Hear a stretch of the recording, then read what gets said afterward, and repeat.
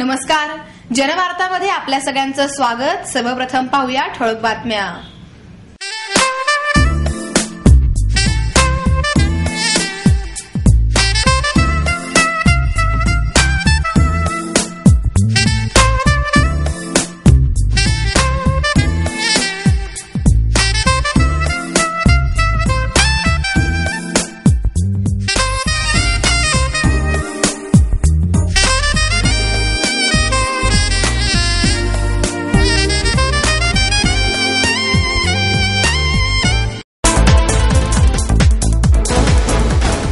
त्याला 5 लाखांचे पारितोषिक देण्यात आले। बक्षीसपात्र चित्रपटाचे किंवा व्यक्तीचे नाव जाहीर झाल्यावर होणारा प्रेक्षकांचा जल्लोष, जर्मनीच्या टॉप डॉग ब्रास ब्रँड या वादनाने आणलेली रंगत, त्यांना गणेश सोनावणे यांनी तुतारीवर दिलेली साथ, महोत्सव व्यवस्थित पार पडल्याने एकूणच उत्सवी मूड अशा वातावरणात 10वा पुणे आंतरराष्ट्रीय चित्रपट महोत्सवाचा समारोप झाला। जर्मन चित्रपट इफ नॉट अस हू हे या महोत्सवाचे महाराष्ट्र शासनातर्फे दिला जाणारा प्रभात सर्वोत्कृष्ट चित्रपटाचा पुरस्कार पटकावला। 10 लाख रुपये असे या पुरस्काराचे स्वरूप आहे। पुणे आंतरराष्ट्रीय महोत्सवाच्या सांगता समारंभाच्या अध्यक्षस्थानी राज्याच्या सांस्कृतिक राज्यमंत्री फौजिया खान होत्या।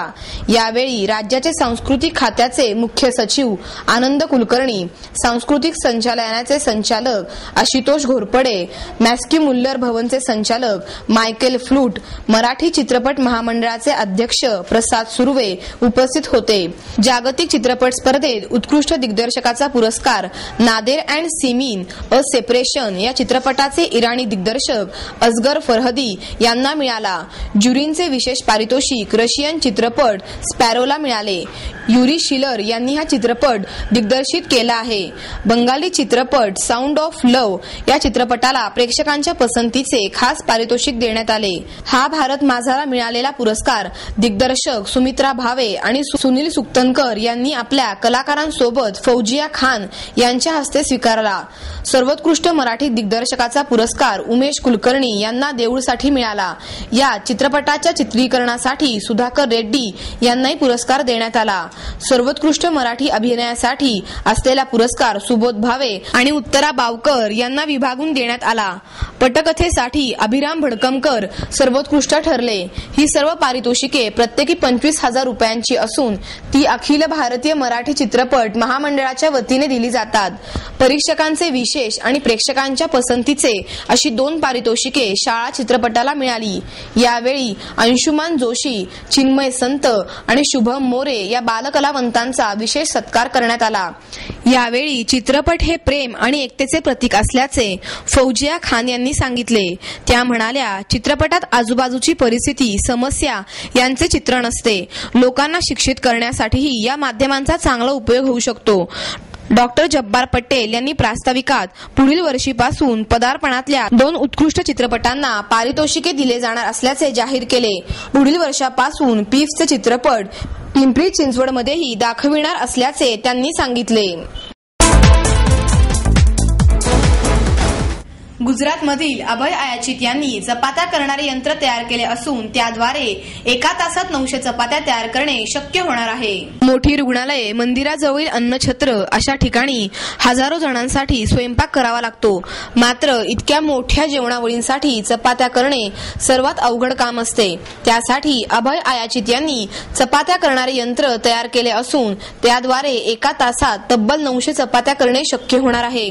आयाचित हे गुजरातमधील वडोदऱ्याचे रहिवासी असून त्यांनी 7 वर्षे संशोधन करून हे मशीन तयार केले आहे। हे मशीन सुमारे 12 फूट लांब असून त्यामध्ये पीठ मळून टाकल्यानंतर त्याचा गोळा तयार करणे, लाटणे, दोन्ही बाजूने भाजणे, त्यानंतर तेल लावणे अशी प्रक्रिया आहे। एका मिनिटाला 15 चपात्या याप्रमाणे तासाला 900 चपात्या करणे शक्य होणार आहे। स्वयंचलित यंत्रावर चपात्या केल्या तरी त्या 12 तासापर्यंत मऊ राहतात असे आयाचित यांनी सांगितले। हजारोंच्या संख्येने जेवणावळी होत असताना अशा ठिकाणी चपात्या करण्यासाठी हे यंत्र उपयोगी आहे। शेगाव येथील श्री गजानन महाराज देवस्थान, गुजरातमधील भावनगर येथील हनुमान आश्रम आदी ठिकाणी या मशीनचा वापर सुरू होत आहे। 900 चपात्यांसाठी 2 किलो गॅस आणि 7 युनिट विजेचा वापर होतो। सरासरी एका चपातीसाठी 80 पैसे खर्च होतो असे आयाचित यांनी सांगितले। नमस्कार, मी अभयकुमार वसंतराव अयचित, प्रामा किचन इक्विपमेंट, मंजूसर, बरोडा येथे एक छोटेसा कारखाना आहे. आम्ही एक यंत्र तयार केलेलं आहे. पूर्ण स्वयंचलित यंत्र, पोळीचं मशीन आहे. त्यामध्ये तुम्ही कणिक भिजवलेली एका बाजूनी टाकलेली असताना त्या मशीनमध्ये पोळ्या आपोआप तूप लावून बाहेर येत असतात. या मशीनला फक्त एकच माणसाची गरज असते पोळ्या करण्यासाठी. आणि कणिक नुसती आतमध्ये ठेवल्यानंतर, होपर म्हणतो आपण ज्याला, त्याच्यात ठेवल्यानंतर पोळ्या आपोआप लाटून, शेकून, फुगून आणि त्याला तूप लावून बाहेर येत असतात. तासाला 900 पोळ्या या मशीनमधून येत असतात आणि पूर्ण शेकलेल्या असतात. विशेषतः या मशीनची गोष्ट म्हणजे पोळ्या एकदम नरम असतात. या मशीनच्या पोळ्या असतात. आपण सगळीकडे पाहतो पोळ्यानंतर आपण म्हणतो कडक होतात वगैरे, पण या मशीनमध्ये ज्या पोळ्या तयार होतात त्या अत्यंत मऊ होतात आणि कोणालाही सहज खाऊ शकतील इतक्या नरम असतात. दुसरी गोष्ट, या मशीनला आम्ही एक काउंटर म्हणतो की जेणेकरून आपण किती पोळ्या झाल्यात हे मापणी सुद्धा करू शकतो की 100, 200, 500 म्हणजे कुठे कुठे 500 पोळ्या सप्लाय करायच्या असतील तर त्या काउंटरपासून तुम्ही मोजून तेवढ्या पोळ्या सप्लाय करू शकता. आणि जो काउंटर दिलेला आहे तो इतका परफेक्ट आहे की असं नाही होणार की ही पोळी कमी जास्त झाली की 525 तर 525च पोळ्या झालेल्या असतात. या मशीनमध्ये 3 फेज लाईन इलेक्ट्रिक सप्लाय पण लागतो, तसेच गॅसचा वापर पण केलेला आहे. पोळी शेकायसाठी आम्ही गॅसचा सुद्धा वापर केलेला आहे. 7 युनिट एका तासात कन्झम्पशन आहे. या मशीनला 7 युनिट लागतात आणि गॅस कन्झम्पशन याचे 2 किलो एका तासाला गॅस कन्झम्पशन आहे या मशीनचे. प्रस्तावित उच्च शिक्षण आणि संशोधन कायद्याला विरोध करण्यासाठी भारत बंदमध्ये सहभागी होण्याचा ऐच्छिक निर्णय पुणे बार असोसिएशनच्या वतीने घेण्यात आला. केंद्र शासनामध्ये वकील आणि बार काउन्सिलिंगच्या विरोधात जे बिल आणले जाणार आहे त्याचा निषेध म्हणून पुणे बार असोसिएशनच्या वतीने लाल फिती लावून निषेध करण्यात आला. मनुष्यबळ विकास विभागाच्या वतीने प्रस्तावित उच्च शिक्षण व संशोधन 2011 या कायद्याला विरोध करण्यासाठी 20 जानेवारीला भारत बंदचा निर्णय घेण्यात आला आहे. या नव्या कायद्यामुळे बार काउन्सिलिंगचे अधिकार काढून घेतल्यासारखे आहे. तसेच प्रस्तावित उच्च शिक्षण व संशोधन कायद्यामुळे वकील वर्गावर अन्याय होत असल्याची भूमिका घेऊन बार काउन्सिलिंगने बंदची हाक दिली आहे. पुण्यातील वकिलांची संघटना म्हणून ओळखल्या जाणाऱ्या पुणे बार असोसिएशनने या बंदबाबत ऐच्छिक भूमिका घेतली आहे. बार असोसिएशनचे अध्यक्ष धनंजय तौर यांनी वकिलांच्या संघटनांवर अन्याय होत आहे, त्यामुळे ज्या वकिलांना जमेल त्यांनी कोर्ट कामातून अलिप्त राहण्याचे आवाहन केले आहे. मी ॲडव्होकेट धनंजय तौर, पुणे जिल्हा बार असोसिएशनचा विद्यमान अध्यक्ष. आज या ठिकाणी आम्ही जे केंद्र शासनामध्ये वकिलांच्या आणि बार काउन्सिलच्या विरोधात जे बिल आणले जाणार आहे त्याचा निषेध करण्यासाठी आम्ही या ठिकाणी लाल फिती लावून आम्ही आज निषेध व्यक्त करत आहोत. आणि ज्या वकिलांना जमेल त्यांनी कोर्ट कामापासून अलिप्त राहावं असं आम्ही आवाहन करणार आहोत. तसंच ज्या वकिलांच्या संघटनेवर जो अन्याय केला जातोय त्याला निषेध म्हणून आम्ही आज कोर्ट कामामध्ये असहकार पुकारण्याचं आम्ही ठरवलेले पुणे बार असोसिएशन जिल्हा बार असोसिएशनच्या वतीनं. मी ॲडव्होकेट अमोल वाल्मिकराव काजळे पाटील, सेक्रेटरी पुणे जिल्हा बार असोसिएशन. आज या ठिकाणी केंद्र शासनाने पुणे बार काउन्सिल ऑफ इंडियाचे जे काही अधिकार कमी करण्याकरता जे काही बिल हाऊस पुढे ठेवलेलं आहे त्या हाऊसमध्ये बार काउन्सिल ऑफ इंडियाचे एज्युकेशनलचे जे काही राईट्स आहे, एज्युकेशनल ज्या संस्था आहेत आमच्या विधी शाखेच्या, तर त्यांचे जे काही राईट्स आहे बार काउन्सिल ऑफ इंडियाचे ते अधिकार कमी करण्याकरता जे काय पावलं उचलली जात आहेत तर त्या पावलाविरुद्ध आम्ही त्या केंद्र शासनाचा या ठिकाणी आज जाहीर निषेध करत आहोत. आणि या जाहीर निषेध करण्याकरता आम्ही आज रोजी आम्ही इथं कोर्ट कामामध्ये असहकार पुकारलेला आहे. कोणत्याही वकिलांनी इथं कोर्ट कामामध्ये सहभाग घेऊ नये असं आम्ही त्यांना आज जाहीर आवाहन करतो. त्याचप्रमाणे इथं लाल फिती लावून आम्ही त्या गोष्टीचा जाहीर निषेध आज रोजी करत आहोत.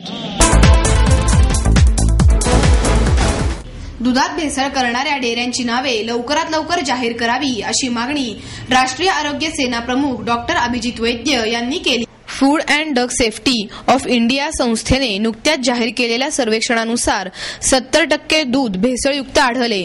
तसेच यात 22% डेअऱ्या समाविष्ट असल्याचे समोर आले असून त्यांची नावे लवकरच जाहीर करण्यात यावी अशी मागणी संस्थापक राष्ट्रीय आरोग्य सेना प्रमुख डॉक्टर अभिजित वैद्य यांनी पत्रकार परिषदेत केली आहे.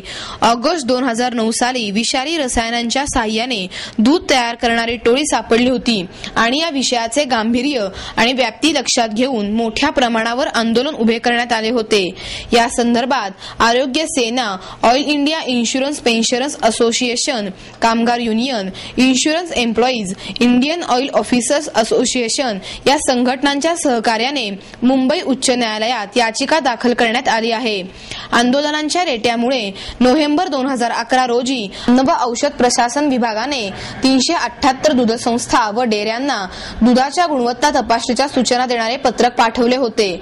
डॉक्टर वैद्य म्हणाले, दूध भेसळीचे आहे असे दाखवून भागणार नसून दूध भेसळखोराला कठोर शिक्षा झाली पाहिजे. भेसळखोरीत अनेक राजकीय पक्षांचा हात असण्याची शक्यता असून त्यामुळे सरकार या डेअऱ्यांची नावे जाहीर करीत नाही असाही आरोप डॉक्टर वैद्य यांनी केला. या भेसळखोरीसाठी फास्ट ट्रॅक न्यायालय झाले पाहिजे. भेसळखोरांना फासावर लटकवले पाहिजे. देशातल्या संपूर्ण दुग्ध व्यवसायावर विचार करण्याची वेळ आली असून दुधातील भेसळ पाहण्यासाठी प्रत्येक डेअरीकडे स्वतंत्र यंत्रणा असावी. तसेच मुंबई उच्च न्यायालयात यासंबंधीची याचिका दाखल करण्यात येणार असून भेसळखोरांना कठोर शासन व्हावं.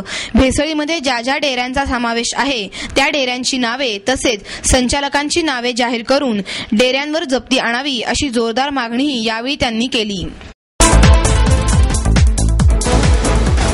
बर्ड्स अँड ब्लूम्स या पुष्प प्रदर्शनाचे एम्प्रेस गार्डन येथे 20 जानेवारी ते 22 जानेवारी दरम्यान आयोजन करण्यात आले आहे. या पुष्प प्रदर्शनाचे उद्घाटन 20 जानेवारी रोजी विभागीय आयुक्त प्रभाकर देशमुख यांच्या हस्ते करण्यात आले.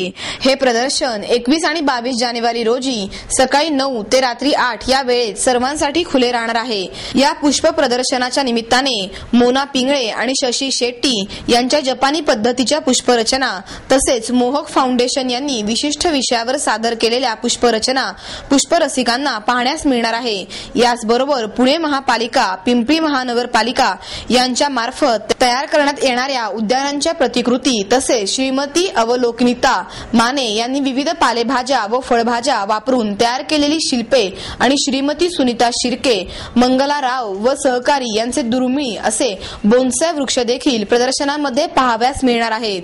तसेच प्रदर्शन कालावधीमध्ये लहानांसाठी तसेच मोठ्यांसाठी देखील अनेक कार्यक्रमांचे आयोजन करण्यात आलेले आहे. यामध्ये मुख्यत्वे करून जादूचे प्रयोग, लहान मुलांसाठी गोष्टी, मान्यवरांची व्याख्याने, स्लाइड शो अशा विविध कार्यक्रमांचे आयोजन करण्यात आलेले आहे. याचबरोबर पुष्प प्रदर्शनामध्ये विविध विभागात सहभागी होऊन बक्षीस मिळवणाऱ्या स्पर्धकांना कॅन्टोन्मेंट बोर्डाचे मुख्य कार्यकारी अधिकारी R.C. जगताप यांच्या हस्ते पारितोषिक वितरण करण्यात येणार आहे.